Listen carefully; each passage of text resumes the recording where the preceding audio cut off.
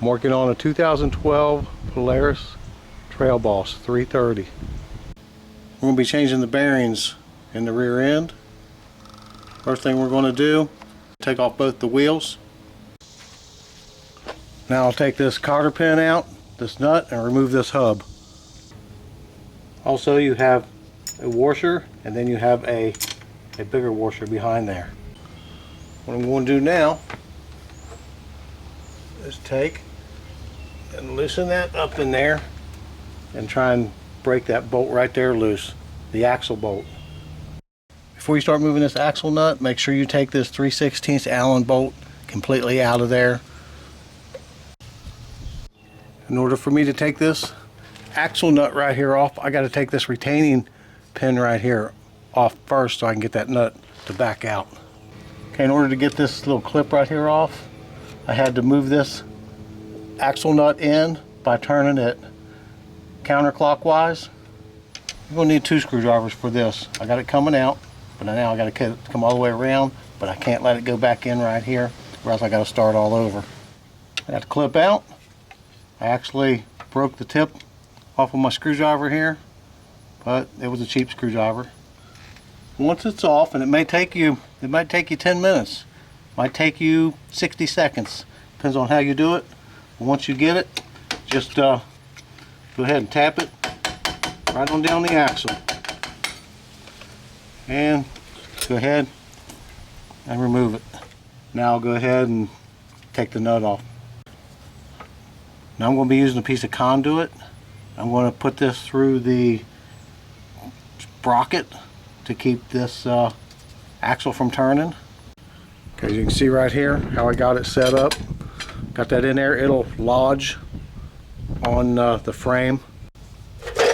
Now remember, you have to turn this nut clockwise to get it to come off because the threads on it are backwards. I don't have a wrench big enough for this nut, so that's why I'm using a pipe wrench. Okay, I got it off. Now I'll go ahead and get it out of my way. Now I'll go ahead and take the brake caliper off and just move it up out of the way. I'm going to remove this bolt here, and there's another bolt exactly like this on the front side over here, and I'm going to remove that bolt also, and that should release this whole caliper. Take the screwdriver and pry up on this thing. So I want to get the caliper off of here. I probably need to replace the brakes. So this whole thing will come up. Okay, we got our caliper up out of the way.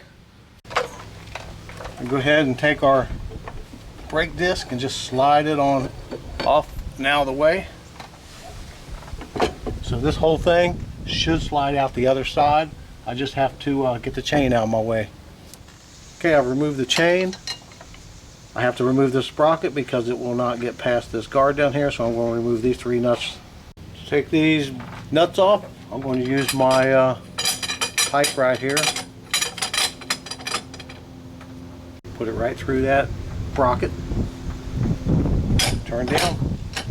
And it's not going nowhere, just smack it. Breaks it loose.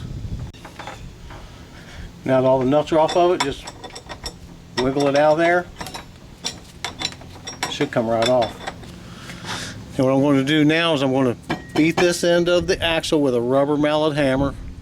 You could actually put a piece of wood on there and do it with a solid hammer, but this isn't going to hurt the end. You don't want to booger this up.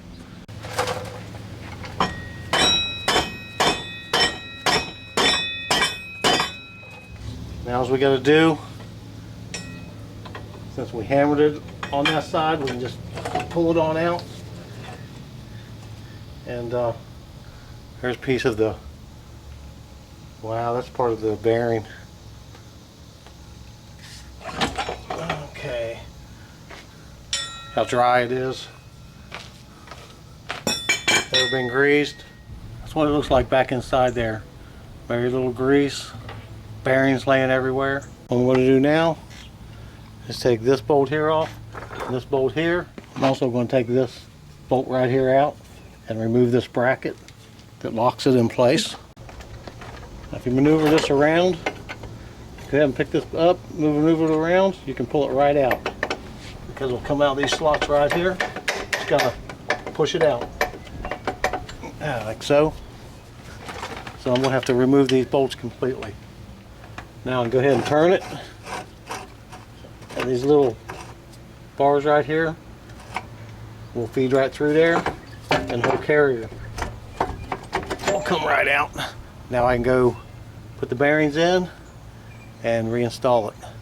Comment, subscribe to see more, give it a like. Thanks for watching.